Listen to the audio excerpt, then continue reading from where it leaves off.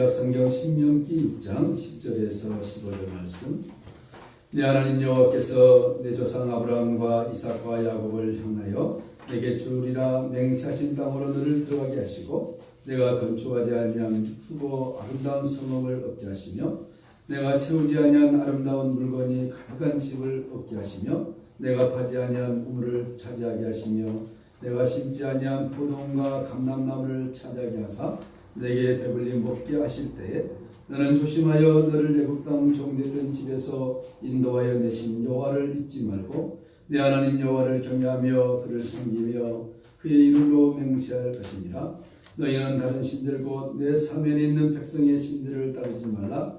너희 중에 계신 너희 하나님 여호와는 질투하시는 하나님이신즉 너희 하나님 여호와께서 내게 진노하사 너를 지면에서 멸절시키실까 두려워하노라. 아멘. 오늘 이 시간에는 질투하시는 하나님에 대해서 은혜를 나눕니다. 설교 내용이 좀 딱딱할 수도 있는데 잘 들어보시면 은혜가 될 줄 믿습니다. 에덴 동산은 좋고 나쁜 것의 구분이 없는 절대적인 세계였습니다.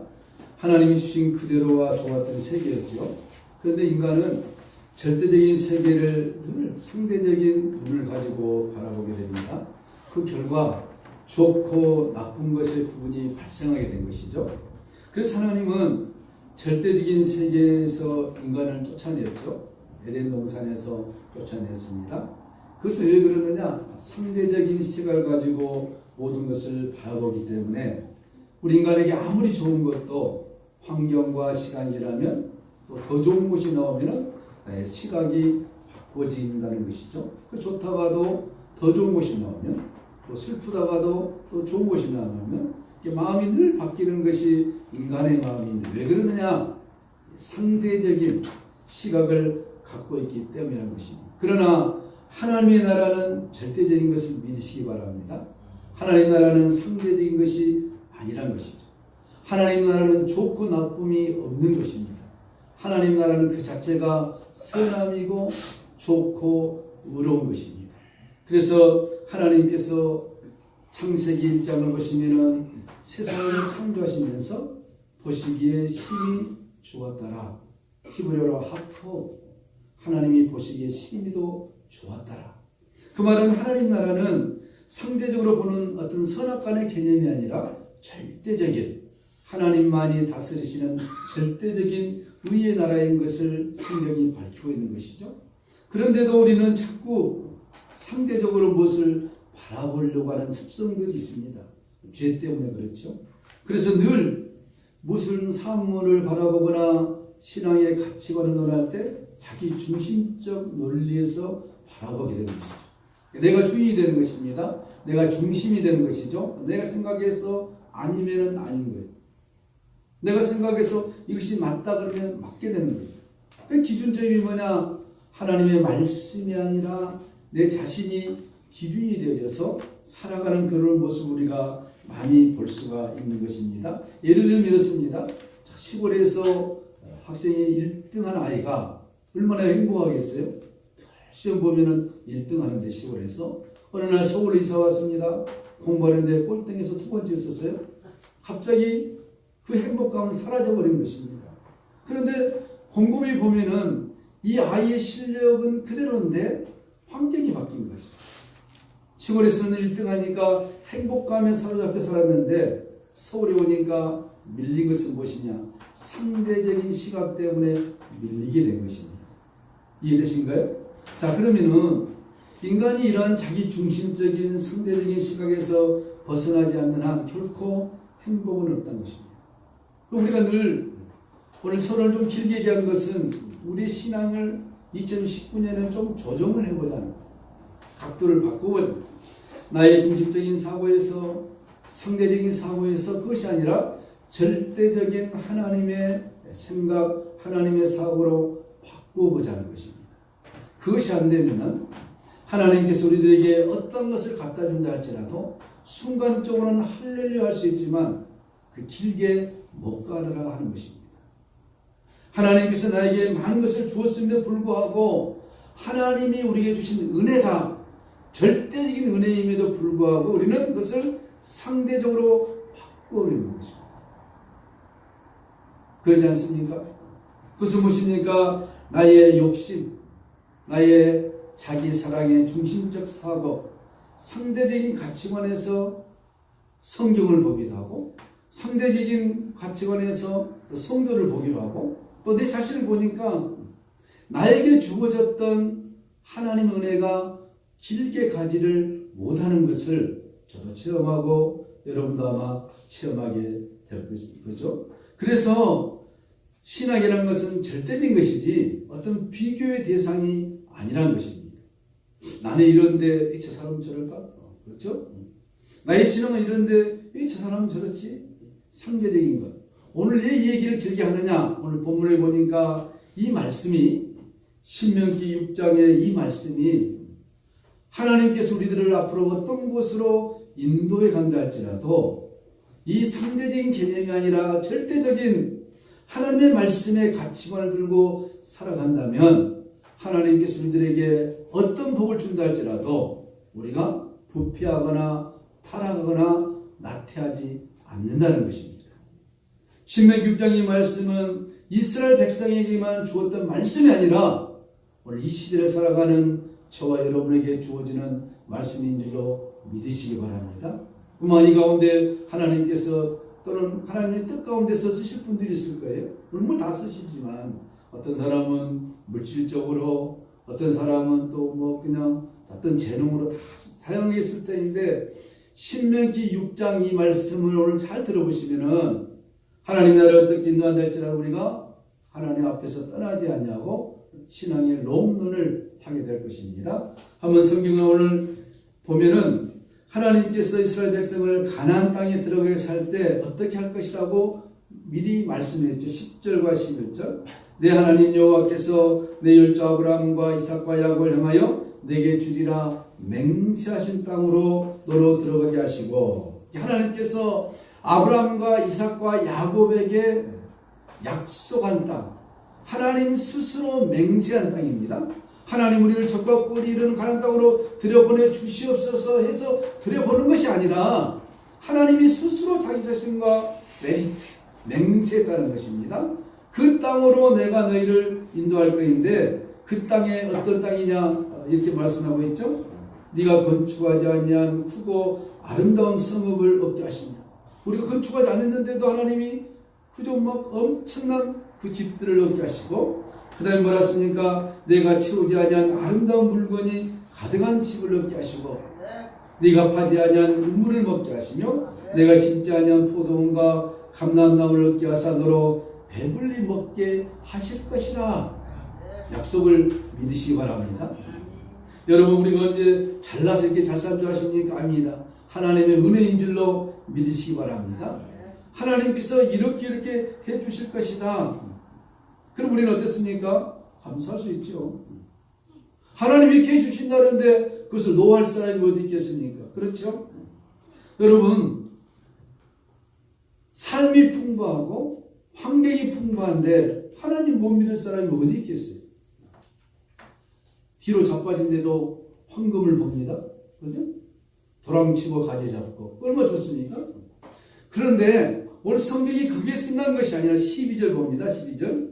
이렇게 해줄 때에다가 여러분 동그라미 하시기 바랍니다.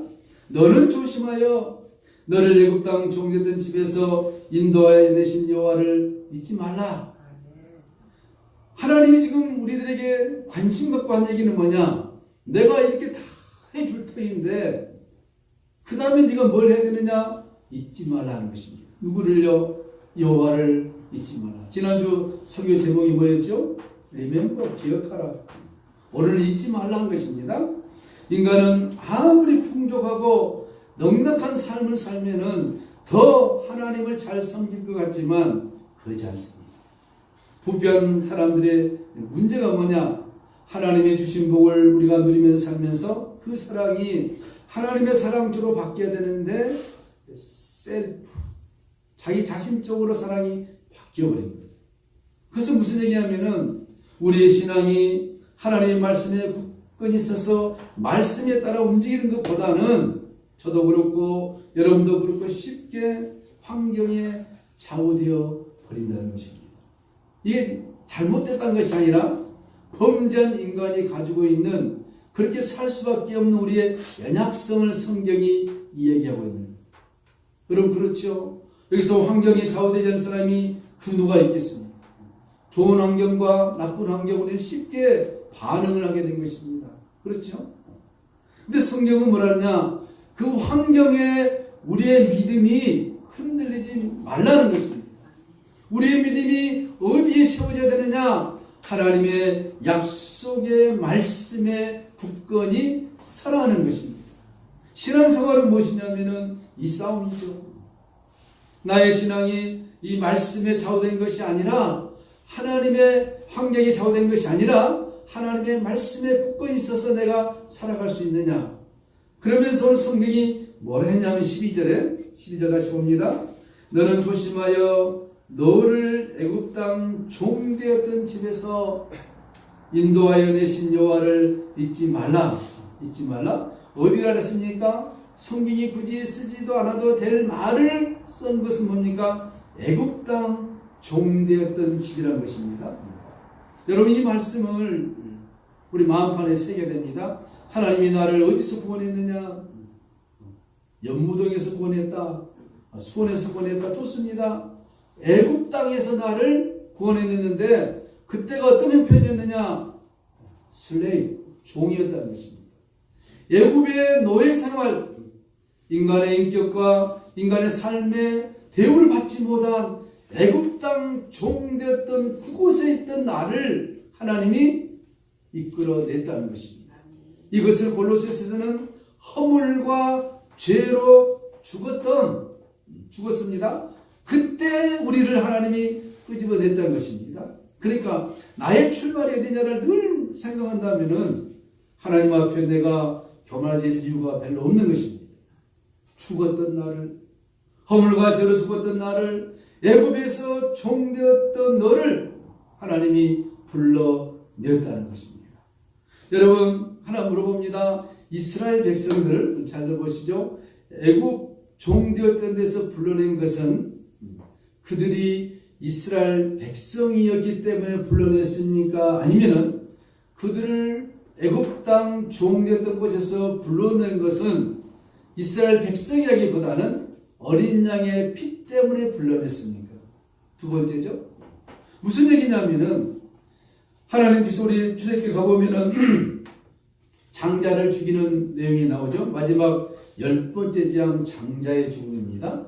이 10번째 재앙은 이스라엘 백성들이 애굽에서 하나님께서 주셨던 보여주었던 10가지 재앙으로 끝난 것이 아니라 이 10가지 재앙은 앞으로 시대, 재림 시대에 일어날 사건을 전조로 보여준 것인데 마지막 10번째 장자의 죽음은 애굽에 있는 장자만 죽인 것이 아니라 하나님이 미리 말했습니다.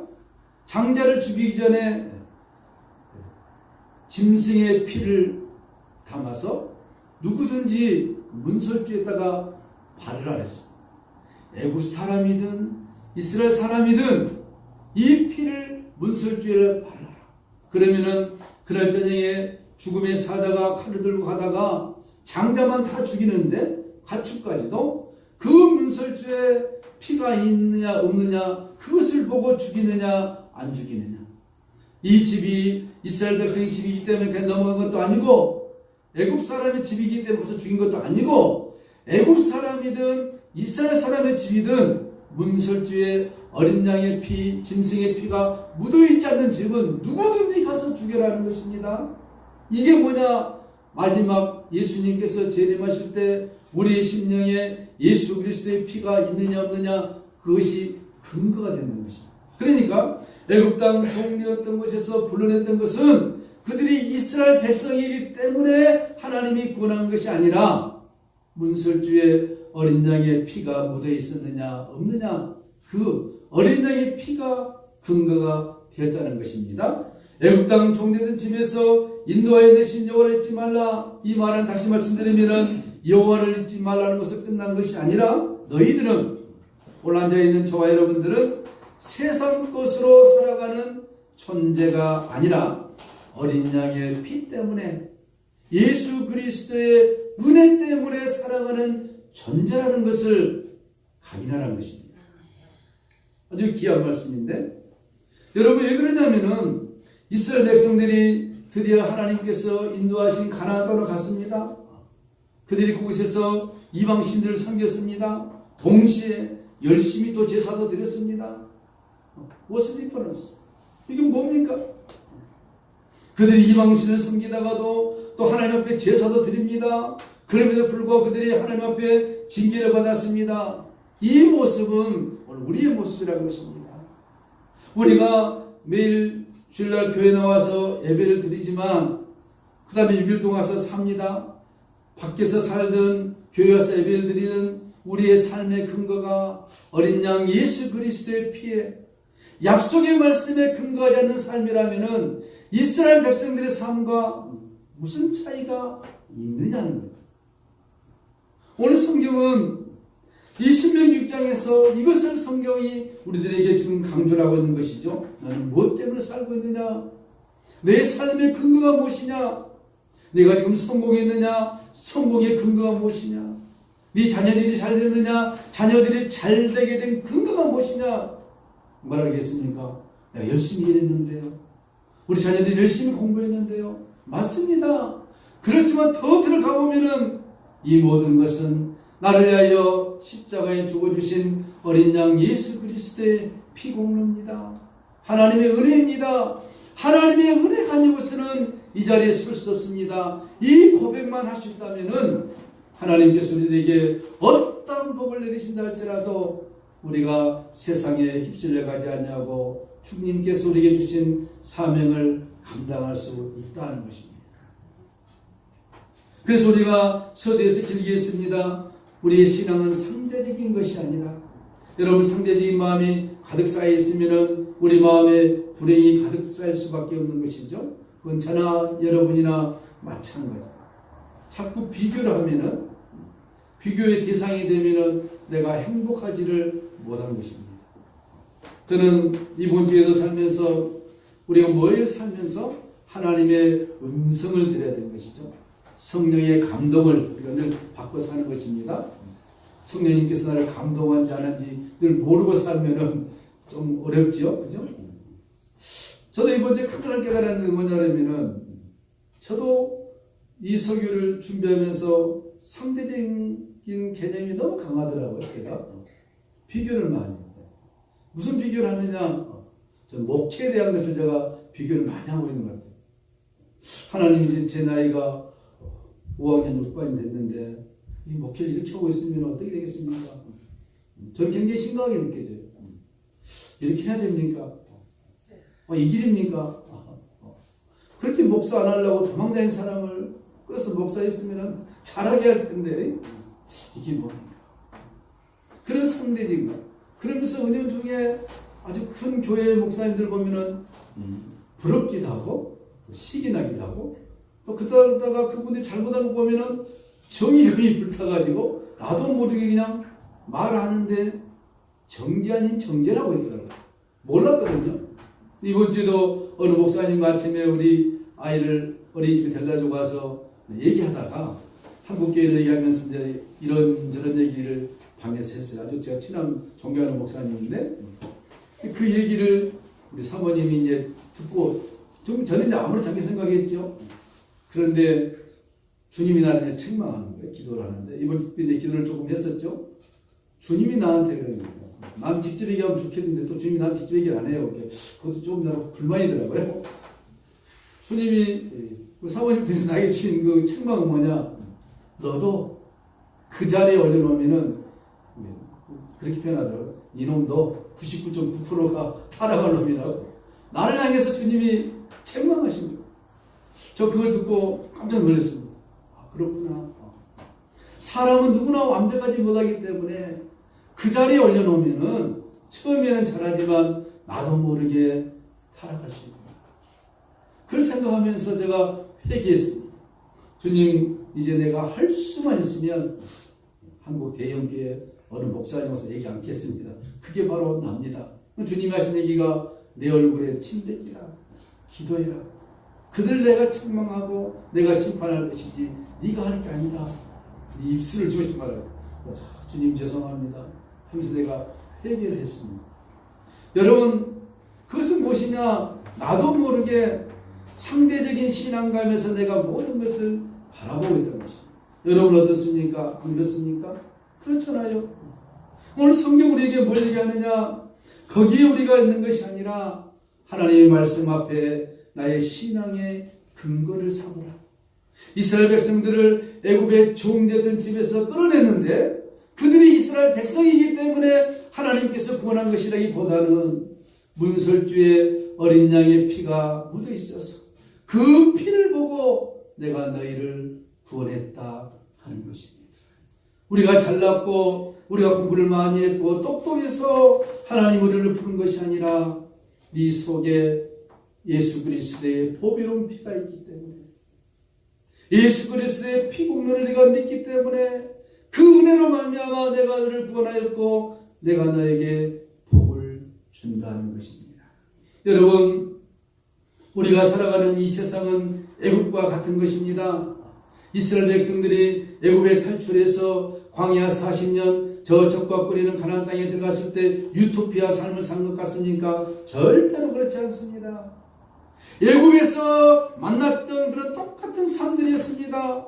고난이고 역경이고 슬픔이고 아픔이었습니다. 육신의 병들면 아프고 먹지 않으면 배고프고 자녀가 어려운 일 당하면 눈물을 흘려야 되고 그게 애굽의 삶이었던 것입니다. 애굽에서 끌어내면 유토피아 삶을 살아야 되는데 그것이 아니었던 것이죠. 하나님 우리를 애굽에서 불러냈습니까? 지금 애굽 같은 이 세상에 살면서 우리 똑같은 일을 반복합니다. 살아야 됩니다. 자녀도 키워야 됩니다. 사업도 해야 됩니다. 안 먹으면 배고픕니다. 병들면 아픕니다. 똑같은 애굽의 삶에 사는 거예요. 왜 그러느냐? 그것은 우리로 하여금 하나님께서 너희의 삶의 신앙의 근거가 환경이 아니라 약속의 말씀, 하나님의 말씀에 근거하면서 살 수 있느냐, 이것을 계속 우리들에게 확인받고 싶어 하시는 것입니다. 사랑하는 성도 여러분, 우리의 신앙은 절대적인 하나님의 기준을 살 때 오늘 신명기 6장에서 너희들이 적과 꿀이 흐르는 가나안 땅에 가서 네가 심지도 아니하고 네가 거두지도 아니하고 이런 복을 줄 때 너는 이 복에 취하여 사는 것이 아니라, 이런 것들은 하나님이 주시는 덤, 하나님 주시는 그냥 진짜의 복이 아니라 맛보기를 주는 복인데 거기에 취하지 말고 영원한 하나님 나라 저 천국에서 영광의 면류관이 너희에게 있다는 것을 기억하라 하는 것입니다.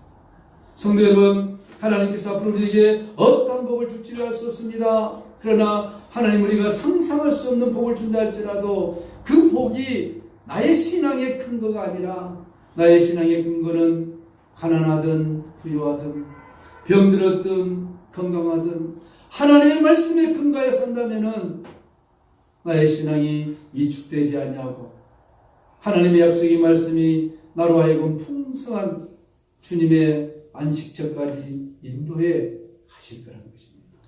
오늘 그래서 하나님 우리에게 뭐랬습니까? 나는 질투하는 하나님이다. 여러분, 질투 많이 들어보셨죠? 왜 이 말을 하느냐? 16절에 가보면은 맛사람 내용이 납니다. 맛사에서 시험이죠. 출애굽기 10장 가보면은 맛사의 사건이 나오는데 이스라엘 백성들이 이제 저 출애굽하여서 광야 길을 갔는데 물이 없었어. 물이 없는 땅. 한번 생각해 보세요. 200만이라는 어마어마한 숫자가 마실 물이 없는 거예요. 여러분, 물이 없으면은 불평할 수 있습니까? 없습니까? 당연히 불평하죠. 그런데 성경은 뭐라냐? 하나님이 싫어했다 그랬습니다. 이게 우리가 좀 부딪히는 문제인데, 아니 하나님, 내가 지금 없는 것을 가지고 얘기한다면은 그렇지만 있는 상황을 가지고 하나님 앞에 지금 얘기하는데 이게 왜 잘못됐습니까? 이 신앙의 괴리가 생긴 것입니다. 근데 성경은 뭐라느냐? 하나님이 그것을 싫어했다. 마사의 사건이라. 그들이 불평하지 않아도 되는 것을 불평했다면 문제가 없겠지만 불평할 수밖에 없는 상황에서 불평했음에도 불구하고 하나님이 그것을 싫어했다? 이거 무엇을 얘기합니까? 오늘 성경이 우리에게 말한 것은 그 물이 없는 환경을 바라보지 말라는 것입니다. 너희를 내가 어떻게 인도했느냐? 홍해를 가르고 애굽에서 10가지 재앙을 통해서 구출한 너희 아니냐? 이 정도 되면은 너희 앞에 물이 없다 할지라도 그 환경을 바라보고 하나님 앞에 원망하는 것이 아니라 이 환경 속에서 하나님께서 우리에게 무엇인가를 새롭게 깨닫게 하시려는 하나님의 뜻이 있다는 것을 찾는다면 얼마든지 반석을 깨뜨려서 샘물나게 하시는 하나님의 기적의 역사를 맛볼 것이 아니냐. 여러분, 이것은 이스라엘 백성들에게만 해당된 것이 아니라 오늘 우리에게도 똑같이 해당되어지는 말씀이라는 것입니다. 무슨 얘기입니까? 하나님의 말씀에 근거해서 우리가 살기보다는 세상에 근거를 두고 살아간다면 오늘 주님은 말씀했습니다. 나는 질투하는 하나님입니다. 질투. 하나님 우리를 향하여 질투하신다 그랬습니다. 하나님 우리를 향하여 질투하신 그 질투의 배경은 무엇이냐? 나의 아들 독생자 예수 그리스도를 십자가에 달려서 피 흘려 죽기까지 하시면서 산 너희가 아니냐. 우리의 존재가 뭐냐? 어디 있다가 하나님 주워온 것이 아니라 우리 각자를 하나님께서 자기의 독생자를 아끼지 아니하시고 십자가에서 피 흘려 죽기까지 하시면서까지 나를 사랑하셨다는 것입니다. 그 하나님의 사랑을 외면하지 말라는 것입니다. 그 하나님의 위대한 사랑을 외면하고 세상에 근거하여 산다면 나는 질투할 수밖에 없다. 왜? Because I love you. 내가 너를 사랑하기 때문에. 여성이든 남성이든 그렇지 않습니까? 자기의 가장 사랑한 것을 빼앗길 때 질투가 나지 않습니까? 그렇죠?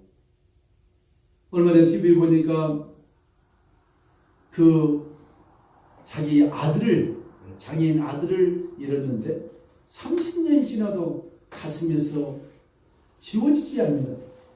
그건 무엇입니까? 그 자녀를 그렇게 사랑한 아버지의 마음인 것입니다.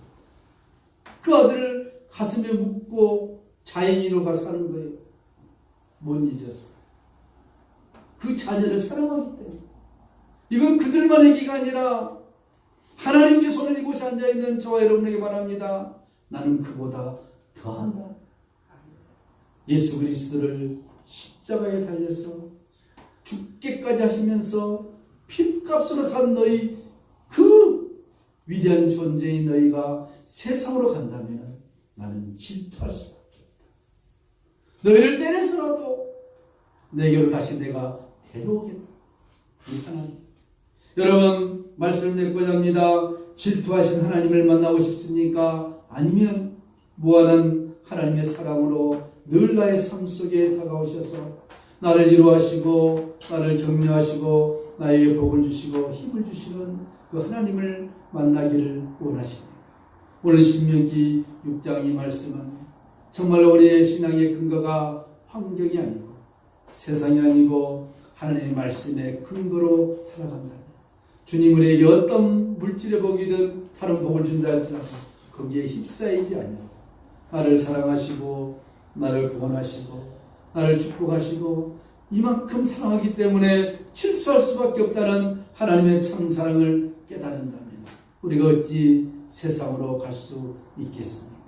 말씀에 근거하여 참 사랑 되신 예수 그리스도의 은혜가 풍성하게 넘치는 이번 한 주간 되시기를 축복합니다. 하나님 아버지 감사합니다. 우리가 살면서 늘 부족하고 연약함을 고백합니다. 상대적인 것으로 신앙을 바라보았고 상대적인 것으로 주님을 바라봤습니다. 주님이 나에게 복을 주고 잘되게 할 때는 할렐루야 했지만 역경과 고난과 아픔을 때는 하나님 앞에 항의했던 우리의 부족한 모습을 오늘 말씀을 통해서 살펴보았습니다. 주님 우리의 신앙이 환경이 아니고 세상의 물질이 아니고 나를 사랑하신 하나님의 고귀한 사랑, 십자가의 사랑, 무한한 사랑으로 나를 감싸시고 품으시는 그 하나님의 사랑 앞에서 우리의 남은 생의 믿음으로 굳건히 승리하며 살아갈 수 있도록 축복하여 주시옵소서. 감사드리오며 예수님의 이름으로 축복하며 간절히 기도하옵나이다. 아멘. 찬송가 하시겠습니다. 303장